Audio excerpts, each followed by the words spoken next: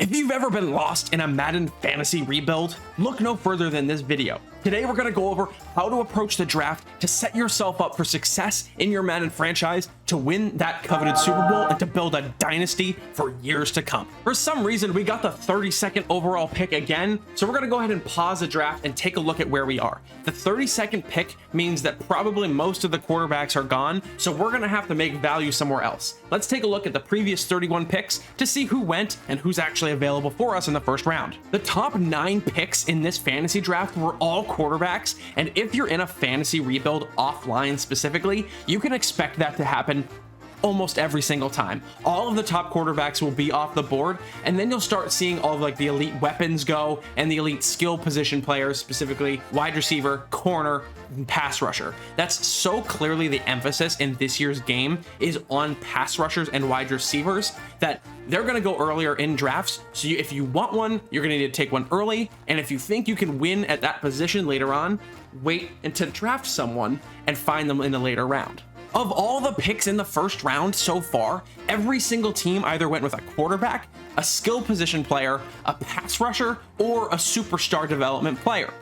That's like pretty obvious. Those are the guys that are going to go early. So for you, you need to just decide which one of these guys you actually want, and 2, how you're going to build your team based off the first guy you draft. One of the most important things you need to keep in mind when you're taking your first few picks is the structure of your team and where you want your team to be 2 to 3 years down the line. This is your first chance to get a top 32, a top 64 player. You need to make it count, and you can't just waste a pick on a guy like Khalil Mack or Tom Brady who's going to retire in 2 years, because then you don't get the value of having that player for the full 5 years of their contract, which is what you get for a first round pick in franchise fantasy drafts. I know that so many players in this draft have already taken offensive players. I'm going to need to build my team around defense, and specifically, how do we stop opposing quarterbacks that went so high in this draft? So with my first round pick, I'm going to take Jamal Adams, who's 26 and will play through his entire contract before regressing. He's a superstar player and will be my user moving forward. He's an elite start to this draft. Then with my next pick, I'm going to grab Brian Burns, who's the fastest left end in the game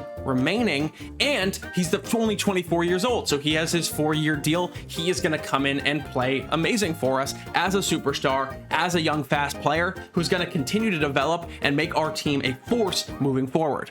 Reading through the last few picks, a lot more quarterbacks went, which we expected. We're going to have to punt quarterback for now, no pun intended, and figure out who we're going to play there while we build this team. A couple more weapons went, which isn't surprising, and then we started to see a run actually on defensive tackles as Vita Vea and Jordan Davis both got drafted in this last round. We're going to need to find some more players to complement the ones we already have in Jamal Adams and Brian Burns. This is an absolute steal at the end of the 3rd round. We're going to grab Denzel Ward, a 92 overall, 94 speed corner. That's an absolute lock for us. We now have 2 players in our secondary and 1 pass rusher. I think we're probably going to take another defensive player with our next pick, just knowing that we don't really have, there's so many offensive players left. Like in terms of quarterbacks, there's a ton that we can still work with, and then a ton of young guys here. Think about like a Desmond Ridder or a Malik Willis that could be really good for our team moving forward. That might not go super early. There's tons of running backs left. There's tons of wide receivers left. I don't feel any pressure to go after those positions yet. We're gonna go after defense still, and let's find a linebacker. Oh my goodness. I mean, this team is absolutely disgusting. Devin White, 85 overall, 24 years old, 92 speed, absolute workhorse over the middle. We now have Devin White and Jamal Adams going to be playing, like I play a nickel 3-3-5, so they're both going to be on the field every single play, and they're going to dominate over the middle. I'm going to break my rules here, grab Calais Campbell. He is 36 years old and was only going to play for like a year or 2, but he's superstar dev and he is the last one remaining on the draft board. Getting him to pair with Brian Burns is going to allow us to do so much on that defensive line in terms of stopping the run, and it's going to let our users, Devin White, Jamal Adams, Denzel Ward, go make plays over the top without having to worry about stopping the run. And I feel like I can't go into this draft without getting him. We're grabbing Jamison Williams, 21 years old, out of Alabama, 98 speed. That's a lock. In an online draft, he's a 1st round pick, but we're going to get him here in the 6th because the CPU is dumb. As Juju goes back to the Steelers, we're going to take a look and notice that a lot of these older players are starting to come up at the top of this draft board. We just need to be careful about not overtaking them or not taking too many of them to, avoid stinking down the line. For their next pick, we're just going to draft a solid left tackle. I don't necessarily believe in investing in offensive linemen, but Jedrick Wills is just here. He's an 80 overall, 23-year-old star. He's going to get better as the years go on, and he's just going to be a guy we play for the entirety of our franchise and not have to worry about that spot ever again. And then just grabbing another dirty corner in Dante Jackson. He has 95 speed, 26, another guy, start, play, speed, all that stuff. He's going to come in and make an absolute dynamic duo with Denzel Ward. Through 8 rounds, we have a really good start on defense and have some pieces on offense that we can build around. What I do now is kind of just ditch all of the higher overall mid players. They're going to be just kind of irrelevant or not wanted in 2 years. And what I do is come down to sorting by player age and just find guys that I want to develop moving forward and guys that I'm going to want to play in the next 3 to 4 years of my franchise. The point of doing this is to, one, give yourself the opportunity to have fun with guys you want to play with.